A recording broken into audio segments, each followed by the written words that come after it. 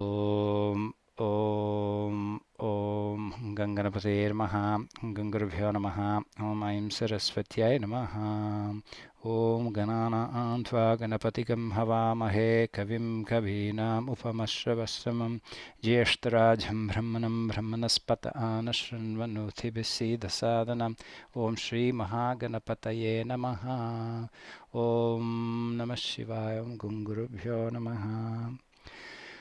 Good evening, everyone. Welcome to Satsang. This is a come together yoga satsang. So imagine you're there in the beautiful center and we're all sitting together, singing a little bit, meditating.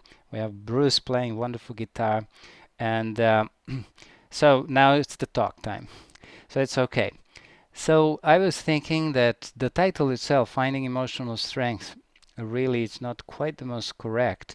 It should have been really finding inner strength, or finding strength anyway. The reason I say this because the true strength doesn't really come from our emotions, but the true strength is related to also, obviously, in one part, the conquest or mastery of emotions, not obviously suppressing them. So this is a very important subject, as Sita has brought up, the COVID situation, which is still challenging, has really shifted the whole axis of the Earth, I would say so, by itself. It's shifted the axis of our own minds. We do not think the same. We don't want to do the things the same. We have to, of course, look at it for the better, and we have to find the ways how to retune ourselves to life, to nature, to our own innermost self. The key word I would say is finding time for yourself, meaning finding time for your self-nurturing and finding time to nurture others. I would say this is the gist of the lesson that we have to learn from it, at least, some aspect of it. Every phenomenon can give us many, many lessons. Every event in life is like that. So the idea is that something interesting about emotions is this, that we know everything is changing, right? And everything is growing in many ways. Like when we look at ourselves, we see our body has changed, has grown, become whatever we are now. Intellectually, also, we seem to be growing. We study different things, we take different courses, we're reading different books. The question is, what about our emotions? How do they grow? With some people, they may grow in a negative way. Let's say if you everyday practice, I'm underlying the word practice, if you rehearse, in fact, getting annoyed by something, then your annoyance will grow, right? If you get angry with somebody, your anger will grow. If you react fearfully to situations in your life, then the fear will grow.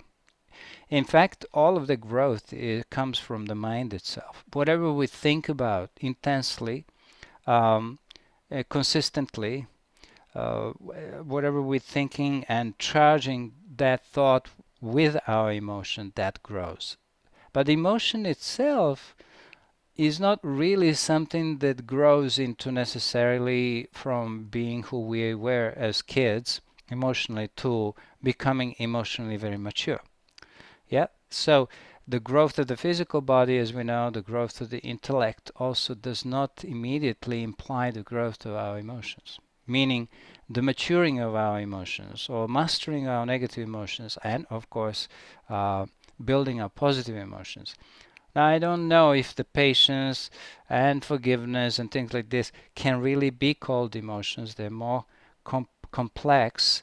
And so what I'm trying to do is just limit to a few things that we know as emotions. So being rooted in the part of the mind which is called manas, there we have many emotions. Now manas is the part of the mind, according to Vedanta. There's a functional division of the mind into four. So one is manas, and then there's subconscious mind, and one is intellect and ego. So there's a functional relationship between the four. But the one that kind of seem to stir up everything in us are the memory bank and obviously the emotions. So the manas, which is involved in generating the thoughts, in after having received information from the emotions, the manas generates the thoughts. There's some doubts left and right, has to contact back the subconscious mind to find the right response about things. It's a very complex aspect to the mind, which is what we may say it belongs very much to subconscious level, but it is not quite as subconscious as we would like to think of. See, in Western psychology, the communication between the conscious and the subconscious mind is not really understood properly. I mean, there's a lot of wonderful researches and a lot of good work done, but there's still something that is missing, like a connecting point. So I'm only looking at this a little bit from our Vedanta point of view, in a sense of functionality of the mind. So there, in the manas, we have the emotions which are really not positive. We're not talking about here positive emotions. They're the result of certain ways of acting or responding. They're actually the result of certain ways of survival, which we have inherited from many of our past lifetimes. So when you say emotion, like anger was your weapon to protect you. So it becomes more of an instinct that is later on, obviously, turns into something that we may call it an emotion. But in reality, most of these emotions have their foundation in instinctive forces that were meant to protect our life, our survival. So you have anger, there's jealousy, you don't like somebody to be there, to look at your mate, let's say, there's fear, there's lust, there's all kinds of things. So although it may look that we are improving, over the time in our life, I mean mainly mentally, right? Physically, we don't need to worry. The one part that does not easily yield to change is our emotions.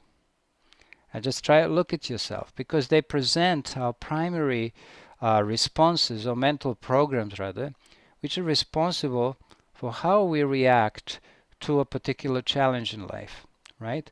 And the challenges we know may vary. For example, there may be a conflict with our spouse, or some problem with our child, or we could have more serious problems, obviously, such as a loss of something, a loss of our health, and all kinds of things. So these are very interesting, because often what you find that emotion is almost an exaggerated reaction to something. In essence, there's an exaggeration which is fueled by your samskaras, your impressions from your past lifetimes and this lifetime, all gathered up together. So this exaggeration is noticeable in, for example, anger.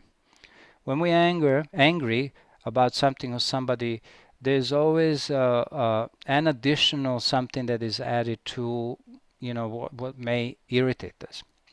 And today, I have to say one more thing, is that we live in such a stressful times that even the idea of a stress has changed. As a definition, it's totally different from what it was and what it always used to be in life.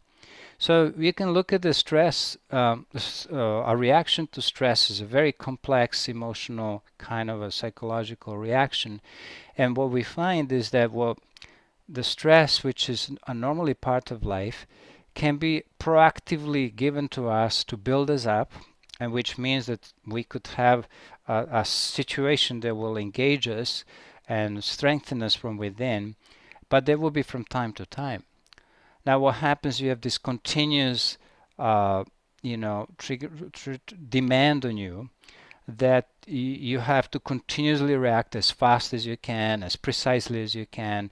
And imagine if you look at any animal, if any animal was put under tremendous stress for a long time, it will burn out in no time, will die. And this is what's happening to the whole culture here that we have. We have one big problem that the stress is built into our lives and has become this, life diminishing force in our life instead of something that will build us up, right? For example, when you go, some of you know, when you go to a competition, right, you run. Some of you are running, I know this. I've seen several of you on the Facebook of runners. Of course, if you were all to run, I will come with Shivani on a Harley Davidson. That's okay. I will meet you somewhere at the end. But the idea is that that stress that you experience, hopefully it's not overly emotional. You're doing it just for the sake of really like challenging yourself. It's actually proactive. It's positive. Like when you exercise or when you try to meditate by yourself. But when you have to do something all the time, imagine if you were running with the same speed that you're running during that race and you're running now in your life. How long would you last? So this stress is also fueled by a lack of mastery of our emotions, right? So we have to obviously some other time analyze our life and see what we can do to reduce this perception of life as stress, which is really what needs to be done, and to make the adjustments in your life that they will reduce the stress, that will help us balance our emotions also. So that instead of stress being something that is given occasionally to challenge you, to strengthen you and everything, it's not like a perpetual condition of your life. You see, and then in some situations it's like this. A reaction in at the time of stress, which is equal to when you see, a grizzly bear in somewhere in some mountains in the U.S. It's one situation. But now if your spouse says, I really don't like this food that you bought, you don't need to react like you're seeing a grizzly, although they may have changed for a time being into a grizzly looking thing. But really, that reaction should not be as intense. So that's what I wanted to just tell you as an initial point here in this talk. So the interesting thing about emotions is that um, we can say that no matter what education or understanding we have or we have developed in our life, it doesn't often seem to have much of a bearing on our day-to-day situations, right? Or it doesn't have much of a bearing upon our day-to-day responses to life challenges. So there is a gap, and you will see this now. For example, you may be perfectly educated, a perfectly educated person. Some of you may be aware in Harvard, USLA, whatever. I used to pronounce this as UCLA when I came here. Everybody was looking at me, what are you saying? I say it's a UCAL. Okay, good. So even if you have that education, you're super smart, you have a doctorate in this and blah, blah, blah. Even for these people, when the challenging situation comes, they feel at loss to what to do. Their emotions, there's anger, there's fear, there's this and that. Why? Because that part of your life requires a special training also. So we see that gap often existing in people. It doesn't matter. You can be a psychologist, nutritionist, or philosopher, or even kind of a yoga practitioner, but without some deep mental training. You will find yourself always reacting. This is the situation that we all find ourselves. There's like a gap between our intellectual development and our emotional development. And it's actually interesting because even though a person is educated, he responds to life very emotionally, and then it becomes I think it's tricky. It's tricky, isn't it? Because we don't want to feel weak.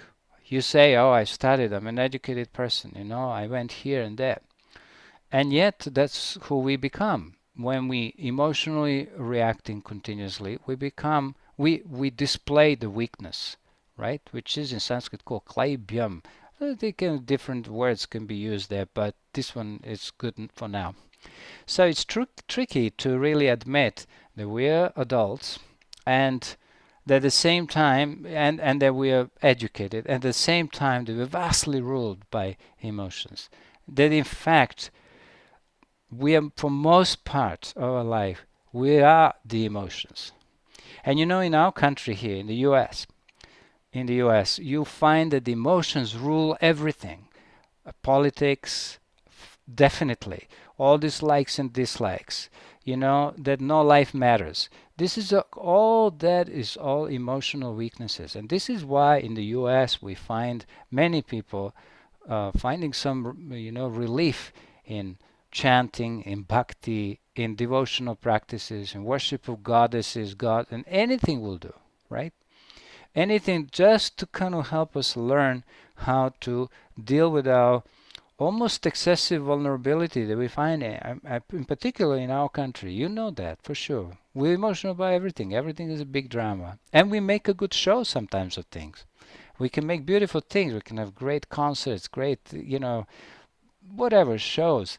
But we need to learn to control those negative emotions, not the creative part of our mind. So, to make things worse, we don't seem to necessarily grow out of these primary emotional responses. Um, we actually seem to remain the same.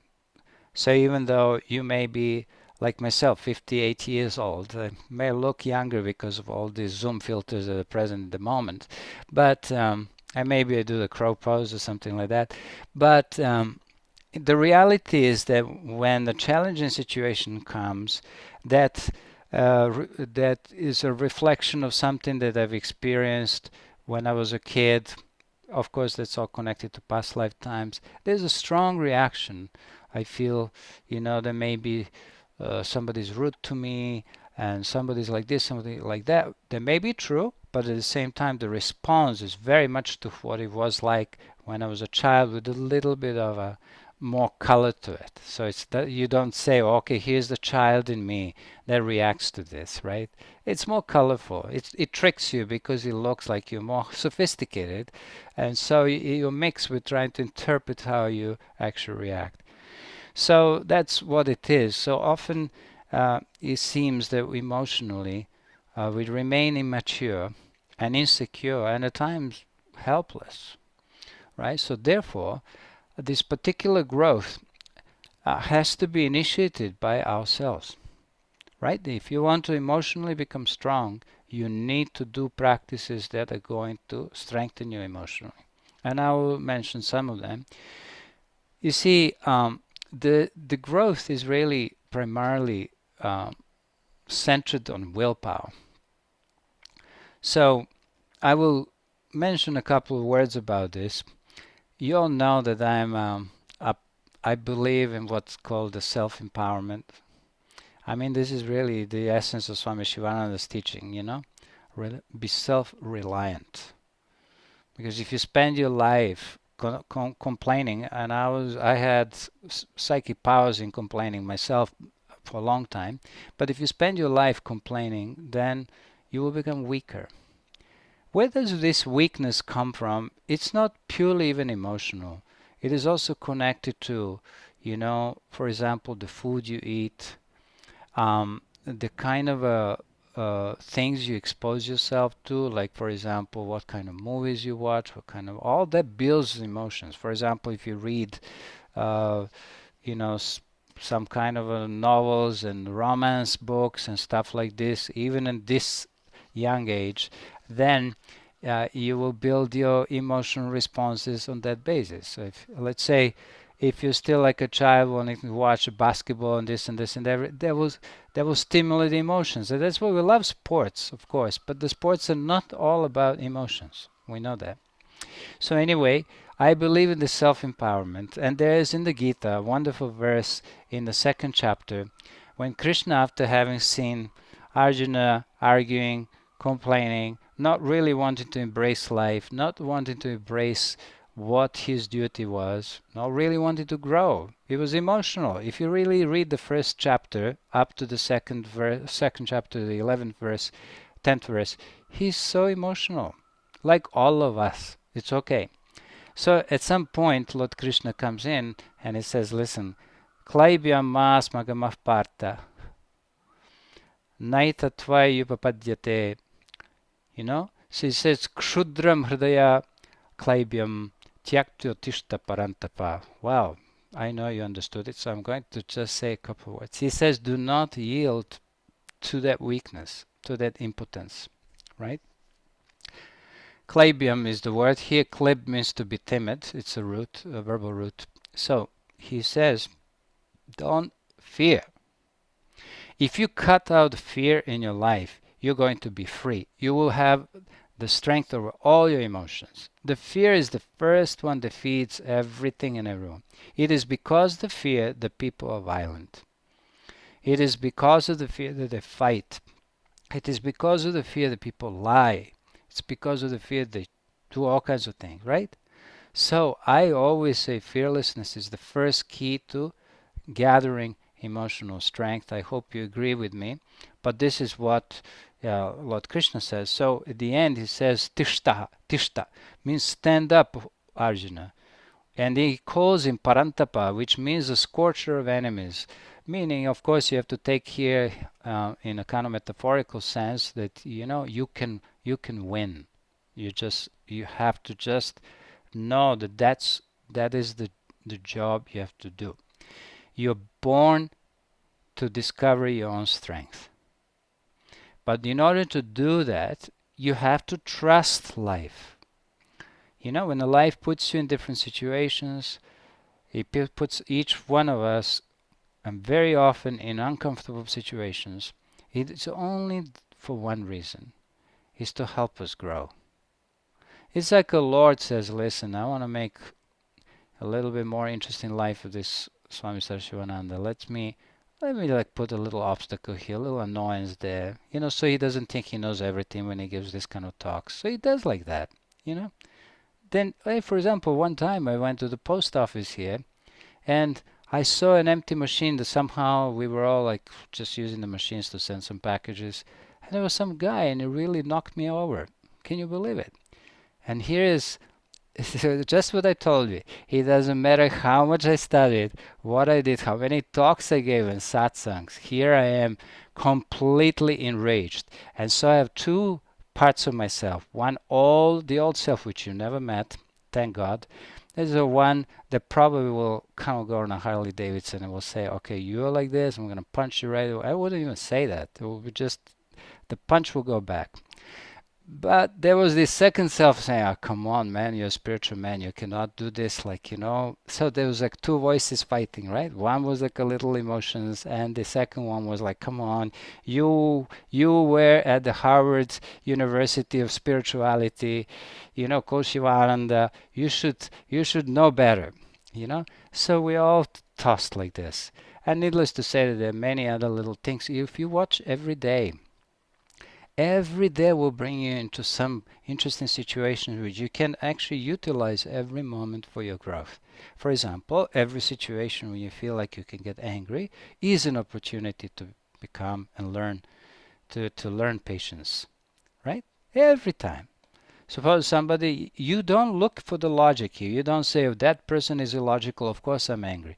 No, you say, this is the situation sent to me by life, or by God, if you like. And now this is a situation where I can learn to grow. How? I'm going to develop patience. So every situation like this, there may be a potential for you to develop anger. And it is also a potential for you to build, as we would say, your Buddha's nature, right? Your pure awareness, your essence of who you are. Like you build your strength. That's really where it comes from. The strength comes from awareness. It doesn't come from anywhere else. Just one thing I want you to always know: the strength can come only from yourself. Don't look for strength anywhere else. You can pray to the Lord, say, Lord, give me the strength. But the Lord will say, yes, I will give it to you, but you're going to do the work. So it's important to remember right from the beginning. So I mentioned the willpower. The willpower is something that is part of learning to set certain boundaries to how you react to different situations. Therefore, the will cannot be developed in any way but action. So in terms of your emotional responses, you want to be able to say, okay, here I'm not going to react. And it's going to be a little painful. There may be a little war going on in you, but this is the way to do it. Of course, Again, thinking about life, we need to understand life better than we do now. Because we sometimes think life is on our side, and other times we think life is not on our side. In fact, most of the time, as you start to age, you will find that life is not on your side. Up to the age of 25, you 30, okay, 35 for some of you, you may say, oh, no problem. I mean, I've had difficult moments in my life, but generally life is on my side, right? So how can that life be divided like this? One time is on your side and another time is not on your side. And what happens is that whatever struggles are there, your struggles will be the reason, you will be the very things that you need to recognize as things that will help you build the strength. It's strange, but in life is like that. You don't get the strength from strength. You develop the strength from having observed how a particular weakness has bothered you and ruined the quality of your life, and then you say, oh, I'm going to have the strength. For example, if you're eating certain type of food, right, that is not good for you, but it's bothering you, then you say, okay, I'm going to stop it, I'm going to change my life, blah, blah, blah. That is the strength. So that is your struggle also. And the strength doesn't come without the struggle. That's you need to immediately be clear on. It's not like you're leading a spiritual life and you wake up from one comfortable moment to another. You know, you have a coffee in the morning, you have a yoga class, then you do something, then you chat with your friends. That's nice, but you know, that's not really the strength.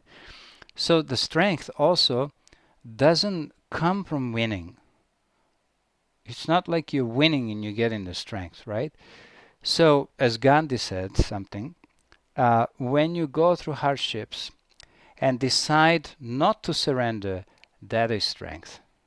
So the strength didn't remove the hardship, it just simply used that hardship as an opportunity to develop strength. So, um, again and again I say this, let us learn to accept every experience of life, even though we fail, it's okay, as it comes to us, unasked, uncalled. You look at it as an opportunity to strengthen you or impart some form of wisdom to you and lead you on. So this is, you know, this is the practice. If you tend to look at your life in isolation, like the life events in isolation from others, uh, from from a long stream of events and how they're connected and how they have something to teach us, we will not understand. We will get stuck, and we will not be able to grow. So the idea here is that you don't color your experiences by you don't how would I say, you don't set a value of nice and not nice and good and bad. Or this is a tendency that we all have, but it's rather to accept one life as one stream of events with the intention to teach us the best lessons that we need to learn and to help us develop the strength. So life is, I always think of it when I think of dharma, the laws that govern the life, is really has a particular mathematical component in it, which is very precise. And yet there is some flexibility depending on uh, how we react to it. So this intelligence, cosmic intelligence, manifests in a ways that no experience is useless in anybody's life. It doesn't matter what it is. We may not like it. We may see somebody who has an addiction who may say, "Oh God, how can I even do this?" We can be, how would I say, judgmental, but at the same time, we do not understand that that particular experience for that in that particular moment for that person is the experience that that person needs. When that person, obviously I'm not saying just be a silent witness of it and do nothing for others, but I'm just saying that everybody experiences exactly what they need, and nothing is really ever, uh, in that case, in that sense, out of balance. So this, if you understand this much, this is very useful. And the life is such that everything gives us the lesson, right? Um, and your lessons are different from mine, and like that. Every person has a different things to learn. So practically, what to do about our strengthening of the emotions, or of how to build that inner strength. This is a very interesting thing that Swami Shivananda says, and he says like this. For one, I would say everybody has to meditate. Number one. Please don't think that without meditation you will only have an intellectual comprehension of thoughts. If you don't meditate, you will understand things intellectually, but that's not exactly how life is. And so you will be lacking a true mental training. So please meditate, everybody. And the second, my favorite, is have some form of a diary, some form of introspection. You know, wake up in the morning and say, thank you, Lord, for giving me one more day, so that I can learn wonderful things. And so have as a first, believe it or not, but as a first step here, have gratitude, to develop gratitude for even the inconveniences. But that will come maybe a little later. At least you begin by developing gratitude towards life itself. I know that this may be a worn out word, but believe me, not many people actually practice it.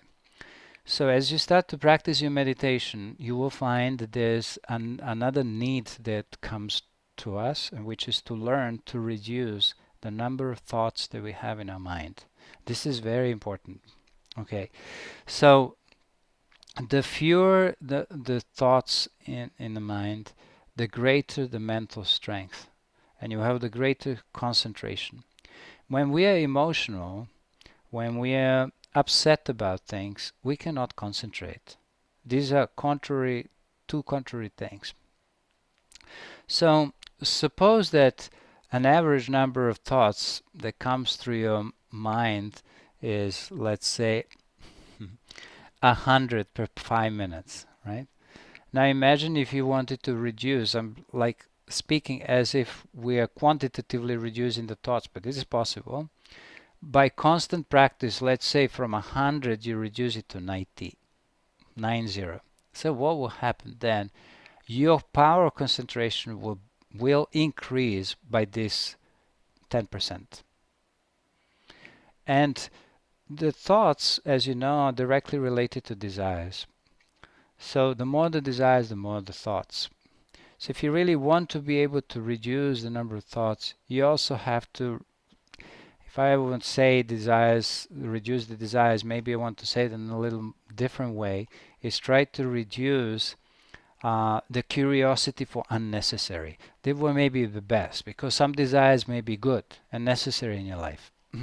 So every thought that is reduced, or the lessened, will add some strength to you, and of course some mind. See, then the big aspect of all of us is that we believe and trust every moment of thought in our life, and this is in our mind, and this is a problem, because we really need to learn how to actually not react to all the thoughts that we have.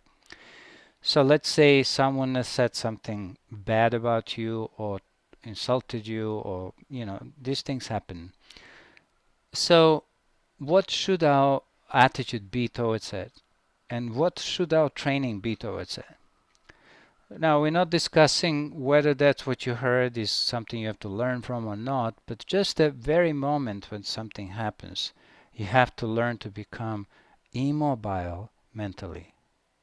And you can practice this all day long. You can practice when you're driving. If you become immobile, you still have to press the gas somehow. But I'm just saying, if you get to the red light, a nice little breath, and reduce all this vibration that is excessive in your mind. So you want to learn to be literally unmoved or unshaken by different situations. This is a training. It's like you are in a kung fu training or something like this. So you're not going to just react with anger. I've seen so many kung fu movies, I can't even tell you. So usually a great master is the one who is still calm and the other guy is attacking him. He's all like all revved up and angry and this and that. So you want to become like a force. The calmness is a force against which one can do nothing. Why? Because if somebody is angry with you, you say nothing. You don't reply. You don't make gestures with your face.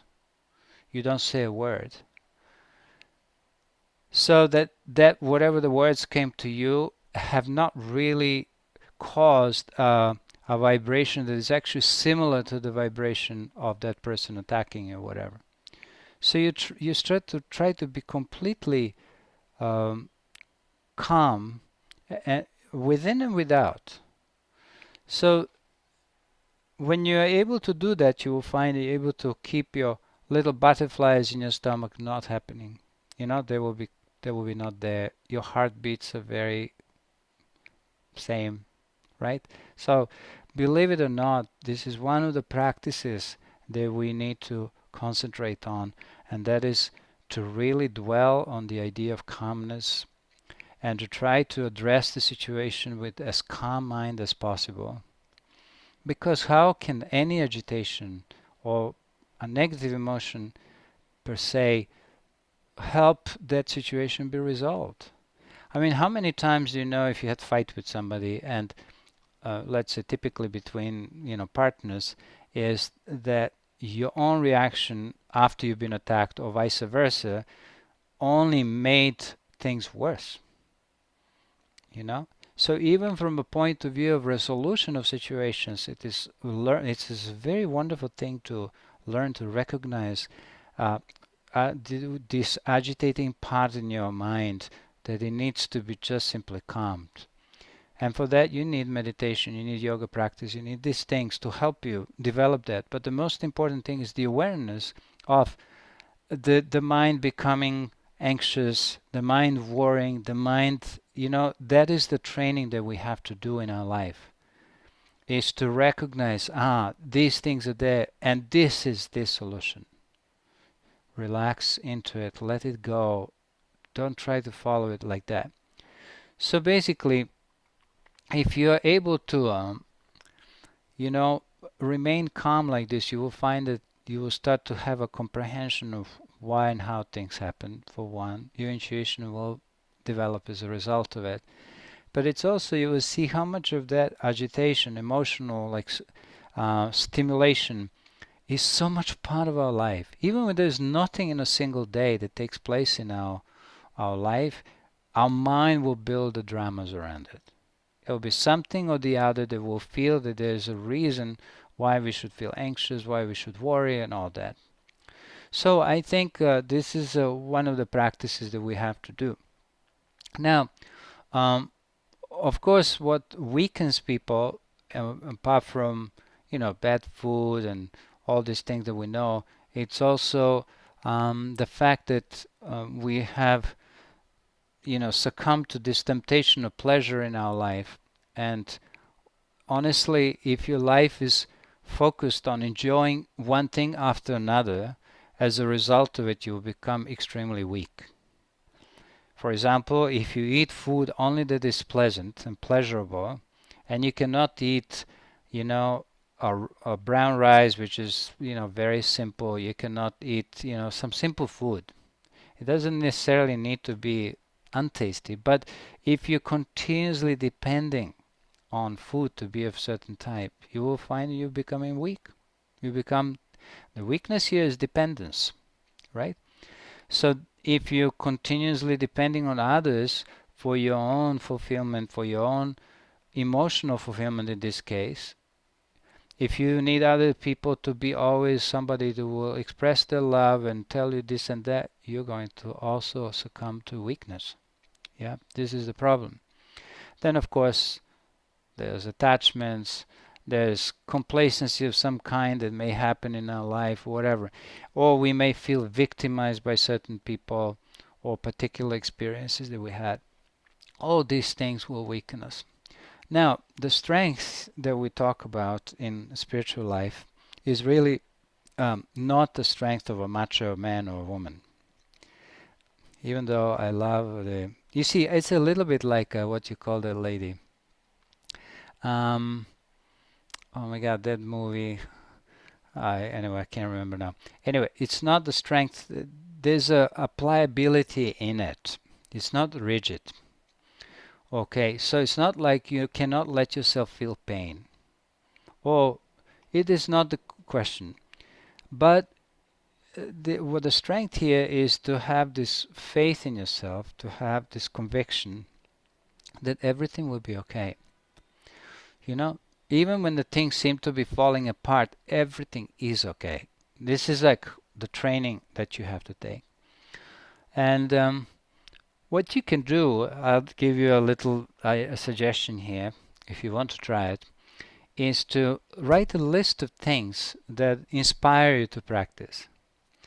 You know, it could be from a verse, it could be certain virtues, qualities like this, or just simple practices. You know, I would not react like this, I will do this better like this. And then that list, try to practice one quality from that list every week. And that will give you strength. It is the practice that gives us the strength. See, the real strength is not the one that you see in the movies, unfortunately. You know, toughness and roughness and power or assertiveness. You don't need to be a superhero in life to be strong, right? A mature strength is the strength of resolve. So the sometimes quiet and sometimes not so quiet courage it takes to stick with what you feel is right and with the course you have decided to take. And it's not unyielding, right? It's like a tree that can bend but will never break. The strength of a mature person does imply some flexibility, right? So don't say, oh, I should not react like this. You can just say, okay, this is how I'm feeling at the moment, and I'm going to, you know, change it bit by bit. Well, you see, we live in this child's fairy tale where when we deny difficulties and fantasize that the trouble will simply dissolve behind us when we leave it and believe that from now on things will always should always be just fine, right? So this is a problem when I think this is a part of our life where we grow up with this education that challenges are really unhealthy and you should always try to be comfortable in your life, right? I think there should be some level of discomfort, not self-caused necessarily, but as a part of your tapas practice where you are able to withstand certain, things that may not be completely pleasant, you know. It's like you try to develop the willpower here in the mental or emotional willpower in a sense. It's like you have to learn to do some exercises in a gym, right? You lift your weights each day a little bit, perhaps more. You start with 2 pounds, 3 pounds, 5 pounds like that. But if you never lift anything up, the body is going to become soggy. It's going to become limpy. It's like that. So the truth is that we mature through these kind of challenges and by deliberately choosing to not always feel comfortable in our life. You understand what I mean? It's like, if some people are so sensitive, they say, oh, is he sitting like this? Is it painful? Is this like that? Look at what people do with their children, right?